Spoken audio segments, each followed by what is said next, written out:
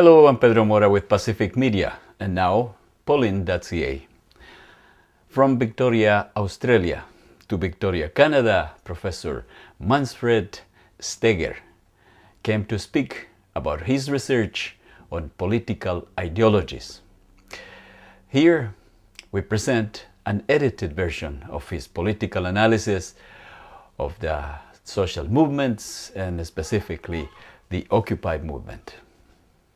My interest really lies with political ideologies. I've been studying political ideologies and globalization for over a decade now. So I'm coming to this really through the lenses of somebody who is interested in political ideologies, and particularly the changes of political ideologies in the context of globalization. How has globalization impacted the conventional political ideologies that we know as conservatism, liberalism, socialism, anarchism, communism, fascism, and what types of transformations have we seen under conditions of globalization? This is really the angle that I came from, and my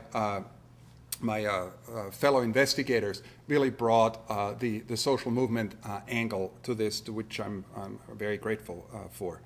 Okay, now, what is the context of this project, which, by the way, is going to the entire presentation that I'm giving today is coming out in the next issue of the International Studies Quarterly journal, and then also SAGE is going to publish this as a book, which should be coming out toward the end of the year. What's the context? The context is really the end of the Cold War and a sense that somehow the rise of what I call the global imaginary or global consciousness or common understandings that increasingly include the global have destabilized the landscape of political ideologies, which, and I don't have the time to get into this, but I argue have conventionally been framed and phrased around a national imaginary. So my main argument or my main hunch is that we are seeing a movement of ideologies from a centrally national standpoint to one that is increasingly framed by the global. Other part of the context is that market globalism, which is what I call the currently dominant ideology, which goes by many names, including neoliberalism. I think neoliberalism is the kind of part of it, but I really refer to it as market globalism, has actually become the dominant ideology in the early 21st century. You could even argue that probably we can go back to the late 1970s and the shift that has been documented by many scholars. And also, the context is the idea of crisis, that we find ourselves in crisis that we know always provide openings with regard to alternative articulations and alternative formulations of ideologies. Some of the crises that I'm especially interested in, as well as my fellow researchers, are the global financial crisis, the global food crisis, and the global climate crisis. And these crises find their way into this particular work in the second part of the book, where we're looking at how this ideology of the global justice movement actually translates into policy. So we're using finance, food, and climate policy as the standards or the frameworks that indicate how this ideology is being translated into practice. Now, what is our problem?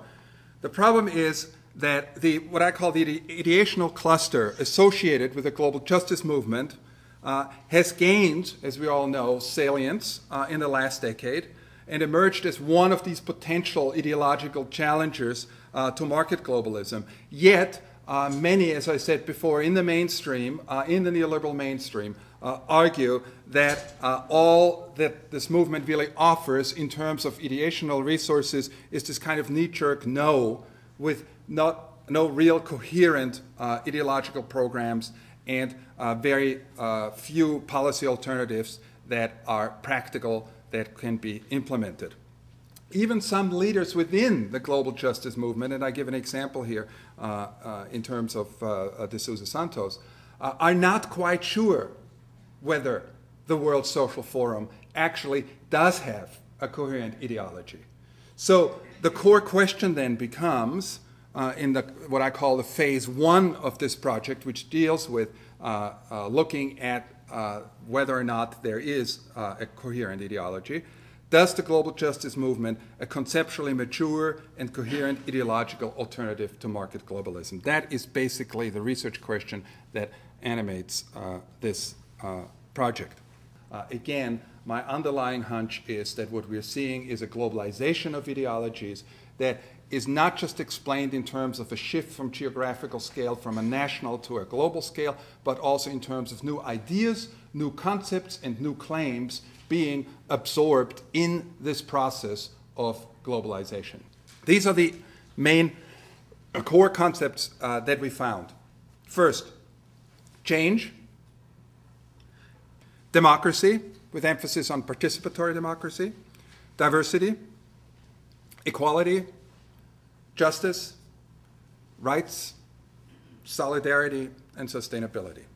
Now let me go through this very slowly. First concept, which is one that kind of puzzled us at the beginning because we just took it for granted. But the kind of vehemence and the kind of strength that the organization, the 45 organizations we looked at, put on transformative paradigmatic change in a way was really surprising. Organizations constantly talk about the fact that the system has to change in very profound ways. Yes, there is a distinction between those who want to go the reformist route, those who want to go the kind of more radical revolutionary or transformative route, but what they have in common is that a sense of urgency, a kind of a moral imperative that things can't stay the way they are. They really have to change, and they have to change quickly. Participatory democracy. Participatory democracy is a core concept that appears as both a normative principle as well as a source of legitimacy. In other words, that the only form of democracy that is legitimate from the point of view of these organizations are actually participatory forms of democracy. Other concepts that are linked to this core concept are transparency and accountability. Particularly towards the end of our research with WikiLeaks, we found really, through our interviews, a real increase in this idea that participatory democracy and transparency really must go hand in hand. And very often, participatory democracy also gets reinforced with the idea of rights or human rights. So in other words, the notion that human rights is an idea that is fundamentally linked to participatory democracy. Unless you participate, you can't really actively operationalize your rights, if you want to use that language.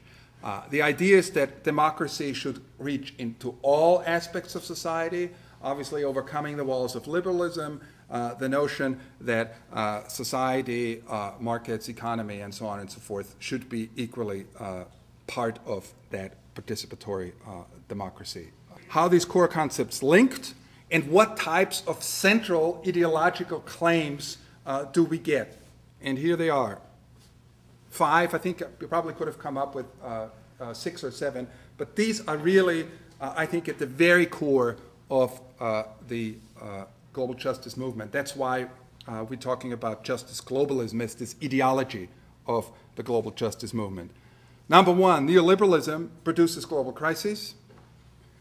Over and over again, that sense of defining what the global justice movement is about is against neoliberalism, market globalism, and what market globalism stands for, which is very typical for new ideologies. If you think of socialism in terms of defining itself against the dominant ideology at that time. If you think of other ideologies, you have the same kind of movement at the beginning. Claim 2, market-driven globalization has increased worldwide disparities in wealth and well-being.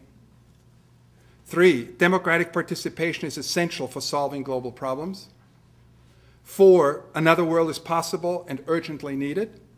And 5, people power, not corporate power. Now, what it gives ideological claims their power is not their sophistication. conceptually. But actually, there's simplification in getting people to act. So if this looks very simplistic to you, that's good. Because that means that actually those claims really have the opportunity or the chance to bite and get people to get out there and act. And these are the kinds of claims that I think also establish, together with a core concept, that indeed what we are seeing coming out of the global justice movement is an increasingly coherent and mature ideology that obviously is not yet a match to market globalism, but clearly has begun to challenge market globalism, I think, in significant ways. And finally, I want to close with what are some of the remaining problems. Obviously, as you, I think, can gather from my presentation, meanings are always contested, and meanings cannot be boiled down to, this is the meaning, period. Meanings always contested, they always blur into each other, they always bleed into each other. So they, by definition, avoid closure. So in a way, this attempt to try to gauge the coherence of meanings, the coherence of an ideology, has to be counterbalanced by incoherence and ambiguity, which is precisely what we're doing in phase 2 of this project, is when we're looking, where we looked at the finance, food, and climate crisis. And what we found is that the global justice movement, with regard to practice, is much less coherent than with regard to ideology, which is actually the opposite of what we thought when we started out. We weren't sure whether the global justice movement really had developed a coherent, mature ideology, but we were pretty sure that they were probably pretty much on the same page with regard to policy. Our findings seem to suggest actually the opposite. And we're seeing 3 really different angles with regard to practice, which I'm happy to go into in the question and answer session. But let me finish by saying then that our findings suggest that there is an ideology which we call justice globalism that is cohering, that is maturing around the global justice movement, yet there are problems in terms of translating that ideology into coherent policy alternatives. Thank you.